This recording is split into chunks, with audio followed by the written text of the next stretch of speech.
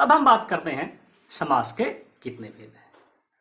समास के पदों के आधार पर 4 भेद माने गए हैं। अव्ययीभाव समास, तत्पुरुष समास, द्वंद्व समास और बहुब्रीहि समास। आइए अब हम अव्ययीभाव समास के बारे में जानकारी हासिल करते हैं। वह समास जिसका पहला पद अव्यय हो एवं उसके संयोग से समस्त पद भी अव्यय बन जाए उसे अव्ययीभाव समास कहते हैं। अव्ययीभाव समास वह समास कहलाता है जिसमें पहला पद अव्यय है। अव्यय से हमारा अभिप्राय उन शब्दों से है जिनमें कोई भी परिवर्तन नहीं होता, जिनमें कोई विकार नहीं होता, जैसे यथा, आ, प्रति। जो इस प्रकार के शब्द हैं अव्यय कहलाते हैं। और जब समास का पहला पद अव्यय हो वह अव्ययीभाव समास कहलाएगा। यथा शक्ति, आमरण, अनुरूप, भरपेट, बेग खटके, प्रतिदिन, आजन्म। जो ये पद हैं, ये समस्त पद हैं, इनमें रेखांकित किए गए जो पद हैं वो पहला पद है, उत्तर पद है। यथा, आ, अनु, भर, बे, प्रति, आ। तो इस प्रकार से अव्ययीभाव समास में जो पहला पद है वह अव्यय है, पहला पद प्रधान है। यथा शक्ति, शक्ति के अनुसार। जो इसमें दूसरा पद है शक्ति, उसमें कोई भी परिवर्तन नहीं हुआ है, ज्यादा जो प्रभावशाली है वो पहला पद है। आमरण, मरण तक, पहला पद आ, ज्यादा प्रभावशाली, पहले पद की प्रधानता आ की अर्थात पूर्व पद की। अनुरूप, रूप के योग्य। भरपेट, पेट भर के। बेखटके, बिना खटके के। प्रतिदिन, दिन दिन या हर दिन। आजन्म, जन्म से लेकर। तो अव्ययीभाव समास में पहला पद प्रधान होता है और अव्यय क्या है? यथा, आ, अनु, भर, बे, प्रति। अर्थात जिस समास का पहला पद अव्यय हो वह अव्ययीभाव समास कहलाएगा। अब बात करते हैं हम तत्पुरुष समास की। तत्पुरुष वह पुरुष। तत्पुरुष समास में जिसमें दूसरा पद प्रधान हो, अर्थात जिस समास का उत्तर पद प्रधान हो वह तत्पुरुष समास कहलाएगा। आइए उदाहरण देखते हैं। मूर्तिकार, राजपुत्र, सुरचित। मूर्तिकार, मूर्ति को बनाने वाला। राजपुत्र, राजा का पुत्र। सुरचित, सूर द्वारा रचित। तत्पुरुष समास क्या है? जिस समास में दूसरा पद प्रधान हो और विभक्ति का लोप हो उसे तत्पुरुष समास कहते हैं। इस समास में आने वाले जो कारक चिन्ह हैं को, से, के लिए, से, का, के, की, में, पर आदि का लोप हो जाता है। मूर्तिकार, मूर्तिकार में 2 पद हैं, मूर्ति और कार। पहला पद मूर्ति, कार दूसरा पद, मूर्ति को बनाने वाला। इस समास में जो दूसरा पद है उसकी प्रधानता है। राजपुत्र, राजा का पुत्र। सुरचित, सूर द्वारा रचित। कारक के आधार पर हम तत्पुरुष समास के 6 भेद मानते हैं। जैसा कि हम जानते हैं कि कारक के 8 भेद हैं। कारक का पहला भेद कर्ता ने और कारक का अंतिम भेद संबोधन, हे, हरे, हो आदि।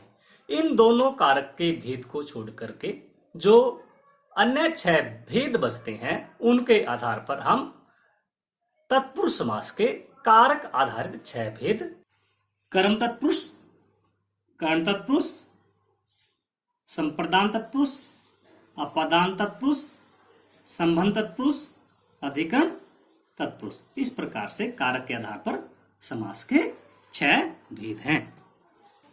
पद विग्रह समास। गगनचुंबी, गगन को चूमने वाला, इसमें कर्म को विभक्ति आई है, इसलिए यह कर्म तत्पुरुष है। रथ चालक, रथ को चलाने वाला, इसमें को विभक्ति आई है, इसलिए कर्म तत्पुरुष है।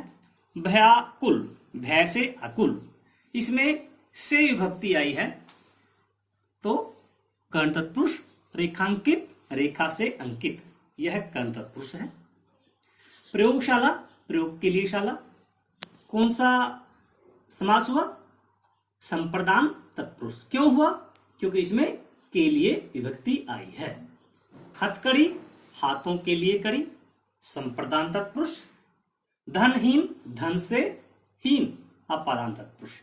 अपादान में जुदाई होती है, से जुदाई, यानी कि जुदा होने का भाव, धन से अलग होना, धनहीन। ऋण मुक्त, ऋण से मुक्त। देश रक्षा, संबंध तत्पुरुष, का, के, की। शिवालय, शिव का आलय, संबंध तत्पुरुष। लोकप्रिय, लोक में प्रिय, अधिकरण तत्पुरुष। धर्मवीर, धर्म में वीर, अधिकरण तत्पुरुष। इस प्रकार से जो तत्पुरुष समास है वह 6 प्रकार का है। कारक के आधार पर इसके 6 प्रकार के भेद हुए। आइए आगे देखते हैं कर्मधारय समास की। कर्मधारय समास भी तत्पुरुष समास का एक भेद है। कर्मधारय समास में उपमेय उपमान, विशेषण विशेष्य का संबंध होता है। कई शिक्षाविद, कई व्याकरणाचार्य कर्मधारय समास को समास का अलग भेद भी मानते हैं। कर्मधारय समास जिस समस्त पद का उत्तर पद प्रधान, तत्पुरुष समास में उत्तर पद प्रधान होता है, तथा पूर्व व उत्तर पद में उपमान, उपमेय अथवा विशेषण विशेष्य संबंध हो, कर्मधारय समास कहलाता है। यह तत्पुरुष समास का उपभेद है। देखिए, काली मिर्च, महाराज, नील गाय। जो इसमें पहला पद है वह काली है और दूसरा पद मिर्च है। मिर्च विशेष्य है, काली विशेषण है, अर्थात इस पद में मिर्च की विशेषता काली है और वह विशेषण है। महाराज, महान राजा। नील गाय, नीली गाय, गाय विशेष्य और नीली विशेषण। विशेष्य क्या है? जिसकी विशेषता बताई जाए, विशेषण जो विशेषता बताई जाए। जैसे काली मिर्च, मिर्च विशेष्य क्योंकि इसकी विशेषता बताई गई है काली, और काली क्या हुआ? विशेषण। अब बात करते हैं हम उपमेय और उपमान की। कमल, नयन, कमल के समान, उपमेय नयन। चंद्रमुख, चंद्र के समान मुख। देहलता, देह रूपी लता। उपमेय वह है जिसकी किसी के साथ विशेषता प्रकट की जाए, जिसकी किसी के साथ तुलना की जाए। जैसे नयन की तुलना किससे की गई है? कमल के साथ की गई है। मुख की तुलना किससे की गई है? चंद्र के साथ की गई है। इसी प्रकार देहलता में जो देह है वह उपमान है और लता क्या है? उपमेय है। कर्मधारय समास का कुछ उदाहरण दीजिए। देखिए, महापुरुष, इसका विग्रह किस प्रकार से करते हैं? महान है जो पुरुष। परम, परमानंद, परम है जो आनंद। लाल टोपी, लाल है जो टोपी। कमल, नयन, कमल के समान नयन। प्राण प्रिय, प्राणों के समान प्रिय।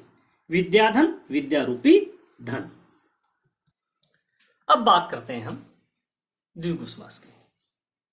जिस समास का पहला पद संख्यावाची हो वह द्विगु समास कहलाता है। जैसे चौराहा, 4 राहों का समाहार। त्रिवेणी, 3 वेणियों का समूह। जिस समास का पहला पद संख्यावाची हो और समस्त पद किसी समूह का बोध कराए उसे द्विगु समास कहते हैं। इसमें उत्तर पद प्रधान, होता है और विशेष्य होता है। पूर्व पद संख्यावाची विशेषण होता है। यह समास भी तत्पुरुष समास का एक उपभेद है। समस्त पद देखिए, त्रिवेणी 3 वेणियों का समूह, पंजाब 5 आबों का समूह, नवग्रह 9 ग्रहों का समाहार, सप्ताह 7 दिनों का समूह। अब बात करते हैं न्याय समास की। न्याय समास भी तत्पुरुष समास का एक उपभेद है। जिस समास का पहला पद निषेधात्मकता का बोध कराए वह न्याय समास कहलाता है। अहित, अन्याय, अनादर, गैर हाजिर। देखिए, जिस समस्त पद में पूर्व पद निषेधात्मक हो उसे न्याय समास कहते हैं। अहित, नहित, नहित इसका विग्रह हो गया। असंभव, न्याय संभव, अन्याय, न्याय न्याय, अनादर, न्याय आदर, गैर वाजिब, न्याय वाजिब। अब बात करते हैं द्वंद्व समास की। द्वंद्व का अर्थ है झगड़ा। यहां पर हम किसी झगड़े की बात नहीं कर रहे। द्वंद्व समास में दोनों पद प्रधान होते हैं। जब हम समास का विग्रह करते हैं, जो योजक शब्द हैं और, अथवा, या इनका प्रयोग करते हैं। जब हम समस्त पद बनाते हैं तो अधिकांशतः योजक चिन्ह का प्रयोग किया जाता है। जिस समास में दोनों पद प्रधान हो तथा विग्रह करने पर और, या, एवं, अथवा आदि योजक शब्द लगते हो उसे द्वंद्व समास कहते हैं। थोड़ा बहुत, थोड़ा या बहुत, पाप पुण्य, पाप और पुण्य, दाल रोटी, दाल और रोटी, न्यूना अधिक, न्यून या अधिक। देखिए, न्यूना अधिक में दोनों पद प्रधान है परंतु इसमें योजक चिन्ह नहीं लगा है, इसलिए यह भी बात ध्यान देने योग्य है कि अधिकांशतः योजक चिन्ह आता है परंतु कई बार योजक चिन्ह का प्रयोग नहीं किया जाता। अब हम बात करते हैं बहुब्रीहि समास की। जिस समास में न ही पहला पद प्रधान होता है न ही दूसरा पद प्रधान होता है, कोई अन्य तीसरा पद प्रधान होता है। यदि मैं लंबोदर शब्द का उच्चारण करता हूं तो आपके सामने एक विशेष आकृति उभर जाती है। यदि मैं चतुर्भुज की बात करता हूं तो आपके सामने कोई तीसरा व्यक्ति या कोई विशेष आकृति उभर जाती है। अर्थात जिस समास में न पहला पद प्रधान होता है न ही कोई दूसरा पद प्रधान होता है, अपितु कोई तीसरा पद प्रधान होता है, वह बहुब्रीहि समास कहलाता है। लंबोदर लंबा है उदर जिसका, अर्थात गणेश। दशानन दश हैं आनंद जिसके, अर्थात रावण। कई बार हम विचलित हो जाते हैं कि जो दशानन है उसमें पहला पद संख्यावाची है, यह द्विगु समास होना चाहिए। परंतु यदि हम दशानन की बात करें तो हमारे सामने चित्र रावण का उभरता है। यदि किसी विशेष व्यक्ति विशेष आकृति का हमारे सामने चित्र उभरे वह बहुब्रीहि समास है। महावीर महान है, महान वीर है जो, यदि हम इसका विग्रह इस प्रकार से करते हैं, महान वीर है जो अर्थात हनुमान, तो यह बहुब्रीहि समास में चला जाएगा। यदि हम इसका विग्रह महान वीर करते हैं तो वह कर्मधारय समास में चला जाएगा, क्योंकि महा और वीर में विशेषण विशेषण की का संबंध है। चतुर्भुज 4 भुजाएं हैं जिसकी, अर्थात विष्णु। चतुर्भुज का विग्रह हम इस प्रकार से भी कर सकते हैं, 4 भुजाएं हैं जिसकी, अर्थात आकृति विशेष, गणित की आकृति। पंकज, पंख में पैदा हो जो, अर्थात कमल। पीतांबर, पीले हैं अंबर जिसके, अर्थात कृष्ण, श्री कृष्ण। तो इस प्रकार से हमने बहुब्रीहि समास पढ़ा। अक्सर जो बहुब्रीहि समास है और कर्मधारय समास है, इन दोनों में हम विचलित हो जाते हैं। बहुब्रीहि समास में यदि हमारे सामने कोई विशेष चित्र उभरता है, हम किसी तीसरे व्यक्ति की ओर संकेत करते हैं, वह बहुब्रीहि समास है। एक उदाहरण लीजिए, नीलकंठ, नीले कंठ वाला,